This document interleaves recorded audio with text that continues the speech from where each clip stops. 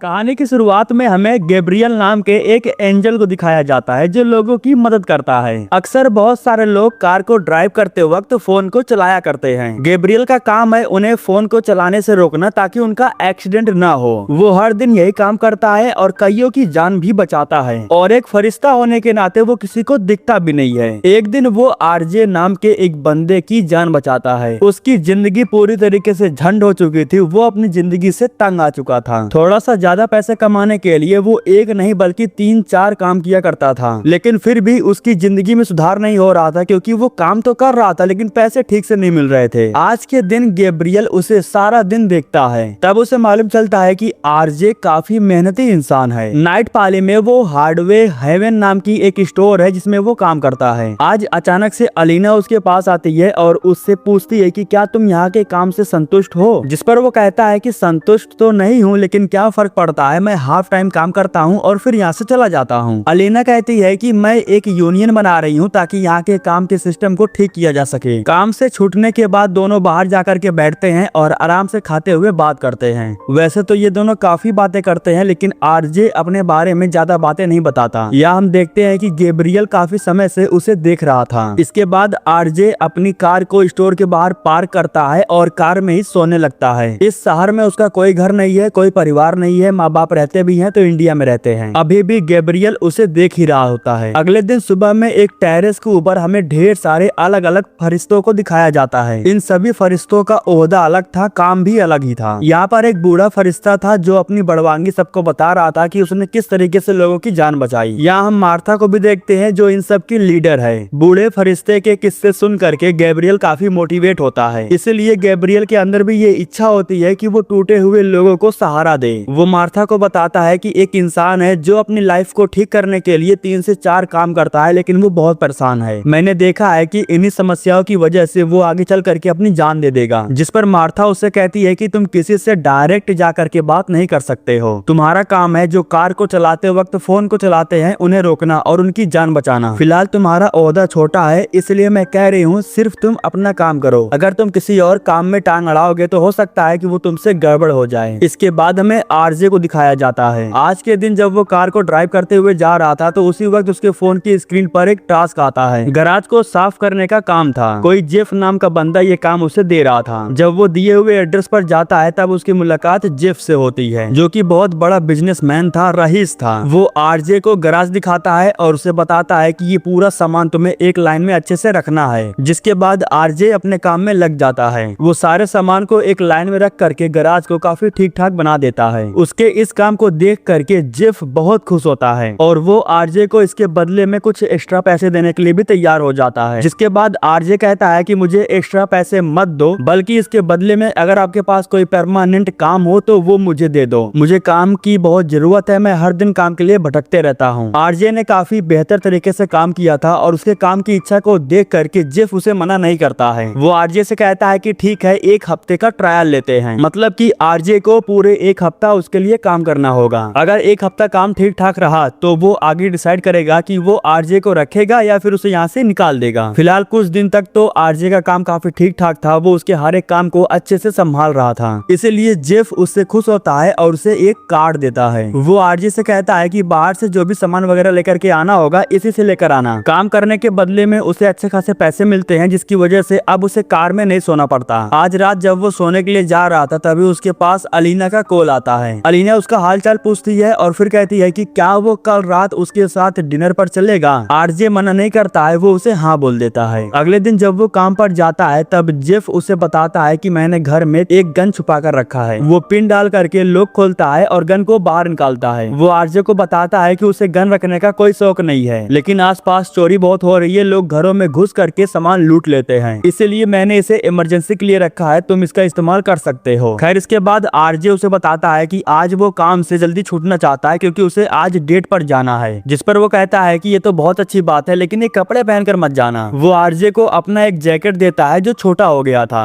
इसके बाद वो आरजे को यह भी बताता है कि वो किस होटल में जाए और वहाँ पर जाकर के क्या उसे खाना चाहिए। इसके बाद अलीना और आरजे होटल में मिलते हैं और कुछ अच्छा सा ऑर्डर करते हैं। जेफ ने जो बताया था आरजे उसे ऑर्डर नहीं करता है क्योंकि वो काफी महंगा था, लेकिन फिर भी नॉर्मल खाना खाने के बाद भी इनका हाई फाई बिल आता है। वो बिल लगभग $335 के आसपास था। अलीना कहती है कि कोई बात नहीं, हम आधा आधा दे देते हैं, लेकिन आरजे की बेइज्जती हो जाती है। वो पहली बार किसी लड़की को डेट पर लेकर आया था, इसलिए वो कहता है कि रहने दो, मैं दे दूंगा। उसके पास ज्यादा कैश तो था नहीं, इसलिए वो जेफ का दिया हुआ कार्ड निकालता है और उसी कार्ड से वो बिल कटवा देता है। अगले दिन जब वो काम पर जाता है तब जेफ उससे पूछता है कि तुमने मेरे कार्ड से पैसा क्यों पे किया। आरजे कहता है कि मैं बहुत बड़ी मुसीबत में फंस गया था, मेरे पास कैश नहीं था, लेकिन फिक्र मत करो, मैं तुम्हें पैसे लौटा दूंगा। आरजे उसे पैसे लौटाने के लिए तैयार था, लेकिन पता नहीं उसे क्या हो गया था, वो आरजे को काम से निकाल देता है। वो उससे कहता है कि मैं तुम्हें काम से निकाल रहा हूँ। आरजे भी यही सोच रहा था कि आखिर इतनी छोटी सी बात के लिए वो मुझे काम से क्यों निकाल रहा है, लेकिन उसे जवाब नहीं मिलता है। वो अपना बोरिया बिस्तर पैक करता है और यहाँ से वापस चला जाता है, लेकिन वापस जाने के बाद दिक्कत तब हो जाती है जब उसे कहीं पर काम नहीं मिलता। वो कई दिनों से ऑनलाइन भी नहीं आया था, इसलिए ऐप में कोई भी काम उसके लिए अवेलेबल नहीं था, लेकिन उसे पैसों की सख्त जरूरत थी, इसलिए वो अपना ब्लड डोनेट करने के लिए एक संस्था में चला जाता है। ब्लड डोनेट करने की वजह से उसे कुछ पैसे मिल जाते हैं। उन पैसों से सबसे पहले वो अपना पेट भरता है। वो कैफे में ही सो गया था, तभी एक वर्कर आकर के उसे उठाता है। आँख खुलने के बाद जैसे वो बाहर जाता है तब उसे मालूम चलता है कि उसकी कार यहाँ पर नहीं है। जब वो इस बारे में वर्कर से पूछता है तब वो उसे बताते हैं कि जब तुम सो रहे थे तब टो करके वो यहाँ से चली गई। आरजे को पता था कि उसने अपने कार का चालान नहीं भरा है, इसलिए चालान कंपनी उसकी कार उठा ले गई। वो बहुत परेशान हो चुका था, वो पूरी तरह से टूट जाता है। उसके पास इतने पैसे नहीं थे कि वो चालान को भर करके अपने कार को वापस ला सके। यहाँ हमें मालूम चलता है कि गैब्रियल उसे देख रहा है और उसे इस बात का एहसास हो चुका है कि आरजे पूरी तरह से टूट चुका है और वो कोई गलत कदम उठा करके अपनी जिंदगी को बर्बाद करता उससे पहले गैब्रियल उसके पास पहुंच जाता है, जो आरजे से कहता है कि मैं एक फरिश्ता हूं और मुझे तुम्हारे बारे में सब कुछ पता है। मुझे पता है कि तुम जेफ के पास काम करते थे, लेकिन उसने तुम्हें काम से निकाल दिया है। अब तुम काम के लिए भटक रहे हो, लेकिन तुम्हें कहीं पर काम नहीं मिल रहा है, लेकिन उम्मीद मत खोना, तुम्हें आगे चल करके बहुत अच्छा काम मिलने वाला है और तुम अपनी जिंदगी सुधार लोगे। इसके बाद वो आरजे को मोटिवेट करने के लिए उसे उसका फ्यूचर दिखाता है। आगे चल करके वो डिलीवरी वैन चलाने वाला है। काम को और बेहतर बनाने के लिए वो अलीना के साथ उसके घर पर रहने वाला है। दोनों साथ मिलकर के काम करेंगे और इनकी तरक्की भी होगी। काम के पैसों से इन दोनों ने टेक्सास में खुद का घर भी ले लिया है। आरजे की जिंदगी आगे तो बढ़ रही है, लेकिन उसकी जिंदगी से ये जो समस्याएं हैं ना, ये खत्म नहीं होती हैं। खुद को इतना रगड़ने के बाद भी उसकी लाइफ से समस्याएं खत्म नहीं होती हैं। वो गैब्रियल से कहता भी है कि आखिर ऐसी लाइफ का मैं क्या करूं, जब मुझे आगे समस्याएं ही मिलने वाली हैं, तो मैं अपनी लाइफ को आगे क्यों बढ़ाऊं। गैब्रियल कहता है कि मैं तुम्हें रास्ता दिखा करके मंजिल पर लाना चाहता हूं, मैं बस इतना चाहता हूं कि तुम अपनी लाइफ को बर्बाद ना करो, तुम्हारी लाइफ बहुत कीमती है। आरजे कहता है कि अच्छी लाइफ तो जेफ जी रहा है, हम जैसे लोग सिर्फ उसकी खिदमत कर सकते हैं। हालांकि गैब्रियल उसे कहता है कि पैसों से सब कुछ नहीं ठीक किया जा सकता है, तुम्हें नहीं पता है जेफ की लाइफ में कितनी समस्याएं हैं, तुम अगर देखना चाहते हो तो मैं तुम्हें दिखाऊंगा। इसके बाद जब वो आरजे के कंधों पर हाथ रखता है तो अचानक से सब कुछ बदल जाता है। वो खुद को जेफ के कार में पाता है। पार्किंग एरिया में कार को खड़ा करके वो सो रहा था, लेकिन गार्ड उसे जगा देता है। वैसे तो हर बार गार्ड उसे यहाँ से भगा दिया करता था, लेकिन इस बार वही गार्ड उसे सर कह के पुकारता है। अभी तक आरजे को बिल्कुल भी समझ में नहीं आ रहा था कि आखिर ये सब चल क्या रहा है। कार को स्टार्ट करने के बाद वो कार उसे लेकर के जेफ के घर पर जाती है, जहाँ पर वो अपनी कार को खड़ा हुआ देखता है। इसके बाद जब वो घर के अंदर जाता है तो उसी वक्त जेफ उसके सामने आता है, जो आरजे से कहता है कि मैंने सारा काम खत्म कर दिया है, अगर आपको किसी चीज की जरूरत होगी तो मुझे आवाज लगाना।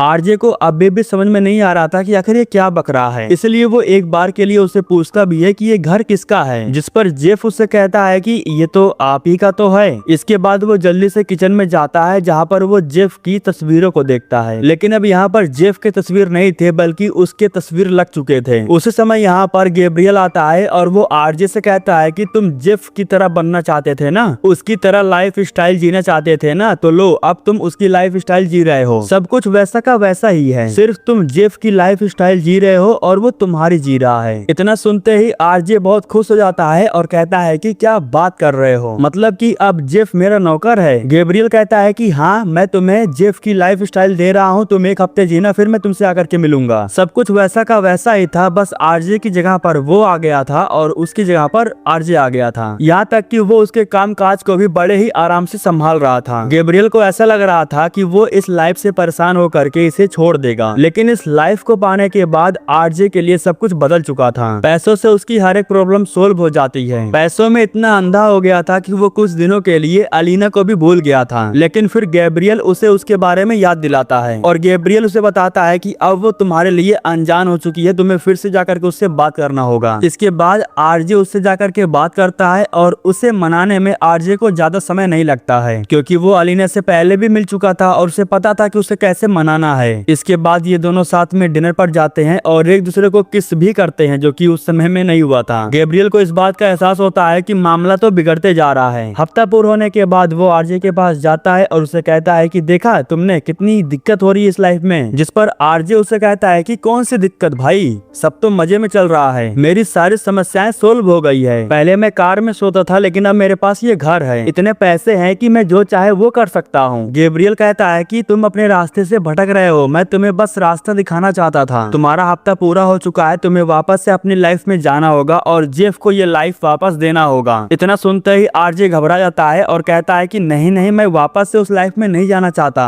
अब दिक्कत वाली बात ये थी कि अगर वो नहीं जाना चाहता तो नहीं जा सकता। गैब्रियल उसे बताता भी है कि तुम्हें वो लाइफ अपनी मर्जी से स्वीकार करनी होगी, तभी तुम उस लाइफ में जा सकते हो। जिस पर आरजे कहता है कि नहीं नहीं, मुझे उस लाइफ में वापस जाना ही नहीं है। मतलब कि गैब्रियल बेचारा बहुत ही बुरी तरीके से फंस चुका था। वो काम को ठीक करने के लिए गया था लेकिन काम ही उल्टा हो गया। जब वो इन सब के बारे में मार्था को बताता है तब मार्था उसे बहुत डांटती है। मार्था उससे कहती है कि तुम्हारा बस छोटा सा काम था, तुमने ऐसा क्यों किया, तुमने अपनी असलियत एक इंसान को क्यों दिखाई। गैब्रियल कहता है कि मैं तो बस उसे दिखाना चाहता था कि पैसों से हर समस्या हल नहीं होती, लेकिन यहाँ तो उल्टा हो गया, पैसों से उसकी हर एक समस्या हल हो गई। मार्था उससे कहती है कि तुमने नियम का उल्लंघन किया है, इसलिए मुझे तुम्हारा पंख लेना होगा और जब तुम सब कुछ ठीक कर दोगे तब तुम्हें ये पंख मिलेगा। इसके बाद वो गैब्रियल के पंख को निकाल करके अपने पास रख लेती है। इधर हमें आरजे को दिखाया जाता है जिसने घर पर बड़ी सी पार्टी रखी थी और पार्टी में उसने कंपनी के सारे दोस्तों को बुलाया था, लेकिन जेफ बेचारा साफ सफाई के काम में लगा हुआ था। गैब्रियल नाराज होकर के आरजे से मिलता है और उससे कहता है कि तुमने जो कुछ भी किया है उसे ठीक कर दो, तुम्हारी वजह से मेरे पंख कुतर दिए गए हैं, अब मैं कोई फरिश्ता नहीं रहा, तुम्हें अपनी लाइफ में वापस जा करके सब कुछ ठीक करना होगा। जिस पर आरजे कहता है कि थोड़ी बहुत मजे कर लेने दो, उसके बाद देखेंगे। आरजे को सबक सिखाने के लिए वो जेफ के ऊपर अपना हाथ रख देता है, जिसके बाद अचानक से जेफ को सब कुछ याद आ जाता है। अचानक से जब वो ये सब कुछ देखता है तो उसे कुछ भी समझ में नहीं आता कि आखिर यहाँ चल क्या रहा है। वो तो शुक्र था कि उसे हार्ट अटैक नहीं आता है, बस वो बेहोश होकर के जमीन पर गिर पड़ता है। हालांकि कुछ समय के बाद जब उसे होश आता है तब गैब्रियल उसे सारी बातें बताता है, जिसके बाद वो आरजे से कहता है कि आखिर तुम ऐसे कैसे कर सकते हो, मैंने तुम्हें काम पे रखा, तुम्हें नौकरी दी और तुमने मेरी ही लाइफ को हड़प लिया, मुझे मेरी लाइफ वापस कर दो बस, और मैं कुछ नहीं चाहता। जिस पर आरजे कहता है कि तुमने सिर्फ 300 रुपए के लिए मुझे काम से निकाल दिया, तुम्हें कुछ अंदाजा भी है मैं अपनी कार में सोता हूँ। हालांकि जेफ कहता है कि चलो ठीक है, मुझसे $2 लाख ले लेना, मेरी लाइफ वापस कर दो, लेकिन आरजे अभी भी नहीं मानता। तभी गैब्रियल इन्हें बताता है कि मैं किसी से उनकी लाइफ छीन नहीं सकता, उन्हें अपने मन से अपनी लाइफ में जाना होगा। जैसे हम किसी को याद करते हैं फिर उनसे मिलने के लिए जाते हैं, बिल्कुल वैसे ही आरजे को भी करना होगा। अगर वो चाहेगा तभी वो अपनी पुरानी लाइफ में जा पाएगा, मैं उसे नहीं भेज सकता। लेकिन आरजे अपनी पुरानी लाइफ में जाने के लिए तैयार नहीं था। हालांकि गैब्रियल उसे समझाता है, उससे कहता है कि तुम किसी के साथ ऐसा नहीं कर सकते हो, ये गलत बात है, तुम किसी से उनकी लाइफ नहीं छीन सकते। आरजे भी दिल का अच्छा था, बस वो अपनी मजबूरियों से परेशान था। वो कहता है कि ठीक है, मैं तुम्हें तुम्हारी लाइफ वापस लौटा दूंगा, लेकिन मुझे 4-5 दिन का समय चाहिए ताकि मैं खुलकर एंजॉय कर सकूं। लेकिन तब तक के लिए जेफ को उसकी लाइफ जीनी होगी। जिस पर जेफ कहता है कि ठीक है, सिर्फ 4-5 दिन की बात है, मैं तुम्हारी लाइफ आसानी से जी लूंगा, मैं जमीन से गिर करके यहाँ तक आया हूँ तो मुझे तुम्हारी लाइफ जीने में कोई तकलीफ नहीं होगी। जिसके बाद जेफ अपनी व्यवस्था टाइट करने के लिए जाने लगता है, क्योंकि 4-5 दिन उसे कमा करके ही सब कुछ करना होगा। गैब्रियल भी उससे कहता है कि मुझे भी अपने साथ लेकर चलो, मेरी गलती करने की वजह से मेरा पंख ले करके मुझे निकाल दिया गया है, जब तक मैं सब कुछ ठीक नहीं कर देता तब तक मुझे इंसानों के बीच में ही रहना होगा। जेफ कहता है कि मेरी तो पहले से ही लगी पड़ी है, लेकिन कोई बात नहीं, चल आजा, देख लेंगे। आज की रात गुजारने के लिए दोनों एक होटल बुक करते हैं और एक ही कमरे में रात गुजारते हैं, लेकिन यहाँ पर रुकने के लिए इन्हें और पैसा देना होगा जो कि इनके पास था नहीं, इसीलिए सुबह होते ही इन्हें यहाँ से निकाल दिया जाता है। जिस तरह आरजे लाइन में खड़े होकर के दूसरों के लिए काम करता था, वैसे ही अब जेफ कर रहा था। जो जो काम आरजे ने किया था वो सारा काम अब जेफ कर रहा था, लेकिन उसके लिए ये आसान नहीं था, उसे काफी तकलीफों का सामना करना पड़ता है। सारा दिन वो डिलीवरी का काम करता है, डिलीवरी के काम में भी उसके ढेर सारे पैसे काट लिए जाते हैं। सारा दिन काम करने के बाद जब वो रात में पैसे जोड़ता है तब उसे मालूम चलता है कि इससे तो इनका कुछ नहीं होने वाला है। पैसे न होने की वजह से आज रात ये दोनों कार में ही सोते हैं। जिस तरह आरजे बेचारा हर दिन वैगन कार में सोता था। इसके बाद हमें आरजे को दिखाया जाता है जो अलीना को अपने साथ पेरिस चलने के लिए मना रहा था और वो उसे इसी हफ्ते चलने के लिए बोल रहा था क्योंकि आरजे को पता है कि उसके पास सिर्फ एक ही हफ्ते का समय है। लेकिन अलीना कहती है कि इसी हफ्ते मेरे यूनियन की बैठक है जिसमें हम कुछ मीटिंग करने वाले हैं और उन्हें मुझ पर बहुत उम्मीदें हैं। अगर मैं उन्हें छोड़कर चली गई तो वो क्या सोचेंगे, क्यों ना अगले हफ्ते चले, तब मैं फ्री रहूंगी। लेकिन आरजे कहता है कि तुम उन फालतू की चीजों में क्यों पड़ी हुई हो, तुम्हारे सामने जिंदगी जीने का ऑप्शन है और तुम यूनियन को लेकर पड़ी हो। ये बात अलीना को बुरी लग जाती है, इसलिए वो यहाँ से चली जाती है। इसके बाद आरजे भी अपनी कार से घर की तरफ जाने लगता है, लेकिन रास्ते में वो फोन चलाने लगता है। गैब्रियल तो छुट्टी पर था, इसलिए वो आरजे को बचा नहीं पाता। फोन चलाने की वजह से ही उसका एक्सीडेंट हो जाता है। हालांकि कुछ समय के बाद अपने दोस्तों के जरिए गैब्रियल को ये बात मालूम चलती है कि आरजे का एक्सीडेंट हो चुका है और वो कोमा में जा चुका है। जब वो ये बात जेफ को बताता है तब वो काफी भड़क जाता है क्योंकि आरजे के कोमा में जाने की वजह से सब कुछ गड़बड़ हो गया था। वो कोमा से कब निकलेगा, कब वो अपनी लाइफ में वापस जाएगा, कुछ भी नहीं पता था। जेफ भड़का हुआ था। वो कहता है कि देख, कुछ भी कर, मैं नहीं जानता, अपने मालिक से बात कर, लेकिन इसे ठीक कर, मैं अब और इस लाइफ को नहीं जी सकता। इसके बाद गैब्रियल जा करके मार्था से मिलता है और उसे सारी बातें बताता है। वो मार्था को बताता है कि सब कुछ गड़बड़ हो गया है, आरजे कोमा में जा चुका है, जब वो कोमा से बाहर आएगा तभी सब कुछ ठीक हो पाएगा। जिसके बाद मार्था उसे बताती है कि अलीना की वजह से आरजे भटक गया है, अगर तुम अलीना को सही रास्ते पर लेकर के आते हो तो आरजे भी अपने आप ही लाइन पर आ जाएगा। सब कुछ वापस से ठीक करने के लिए अब तुम्हें इंसान बन के इंसानों के साथ रहना होगा। जब तुम सब कुछ ठीक कर दोगे तभी तुम यहाँ पर वापस आ पाओगे। मतलब कि अब गैब्रियल भी पूरी तरह से इंसान बन चुका था। कई सालों से उसने कुछ खाया नहीं था, लेकिन अब इंसान बनने के बाद उसे भूख लग रही थी। वो पहली बार बर्गर खाता है जो उसे बहुत ही अच्छा लगता है। लेकिन अब दिक्कत की बात ये थी कि इंसान बनने की वजह से अब उसके भी खर्चे बढ़ने वाले थे। इसलिए जेफ उसे कहता है कि अब तुम्हें भी काम करके पैसा कमाना होगा क्योंकि मैं तुम्हारा खर्चा नहीं उठा सकता।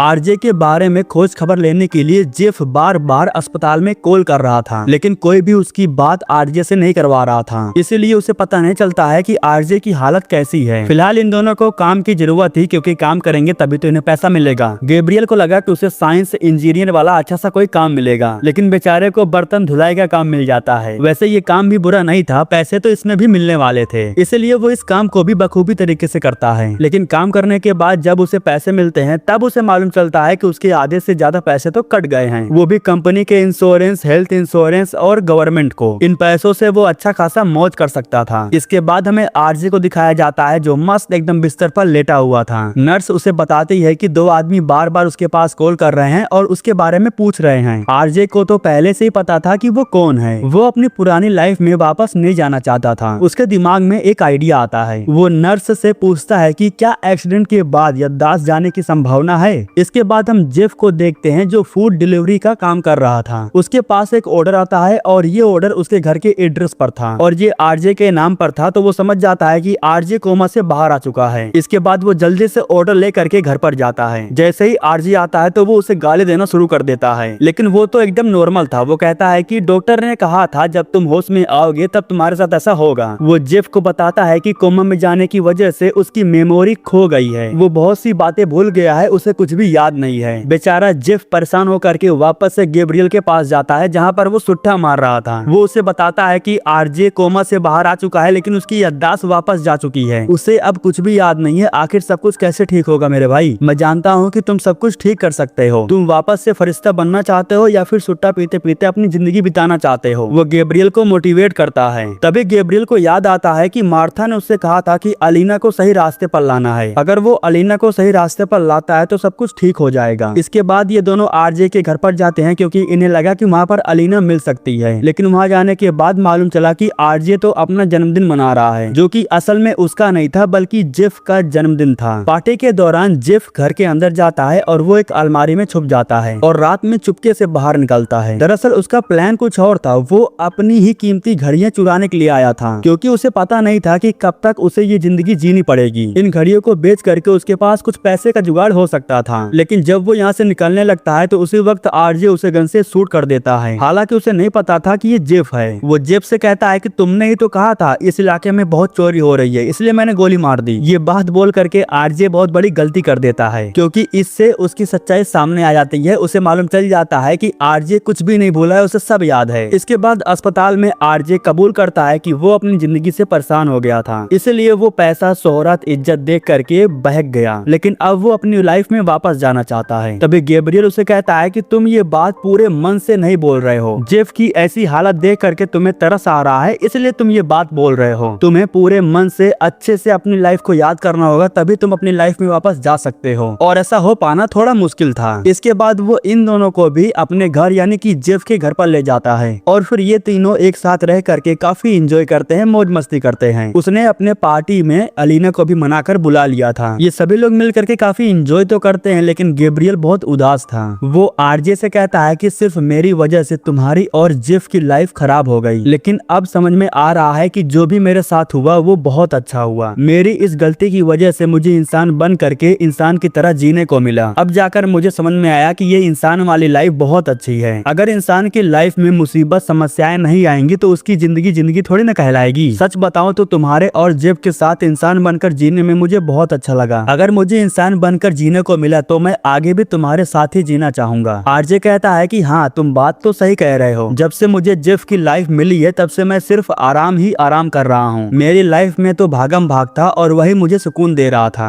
आरजे को अपनी लाइफ के बारे में एहसास होता है और अब वो सच में अपनी लाइफ में वापस जाना चाहता था। वो अपनी लाइफ को याद करता है और उसे उसकी लाइफ मिल जाती है। वो खुद को उसी जगह पर पाता है जहाँ पर चलान वाले उसकी कार उठा ले गए थे। इधर जेफ की जब आँख खुलती है तब वो अपनी लाइफ में जा चुका था। जब वो घर पर आता है तब उसे आरजे के कार का चालान के बारे में पता चलता है। इसके बाद हमें आरजे को दिखाया जाता है जो अपनी कार छुड़ाने के लिए गया था, जहाँ पर उसे मालूम चलता है कि जेफ ने उसके चालान के पैसे भर दिए हैं, जिस वजह से उसे उसकी कार वापस मिल जाती है। जेफ ने आरजे की जिंदगी जी थी और उसे पता था कि ये काम करने वाले इंसान को कितनी सारी समस्याएं झेलनी पड़ती है, इसलिए वो अपने कंपनी के जरिए छोटी से छोटी समस्याओं को ठीक करवाता है और वो सारे वर्कर का सैलरी भी बढ़ा देता है। इधर हमें आरजे को दिखाया जाता है जो डिलीवरी के काम में लग चुका था। काम करते करते धीरे धीरे उसकी लाइफ ठीक होने लगती है। वो और अलीना एक साथ रह करके काम करने लगते हैं और इसी के साथ ये कहानी यहीं पर खत्म हो जाती है।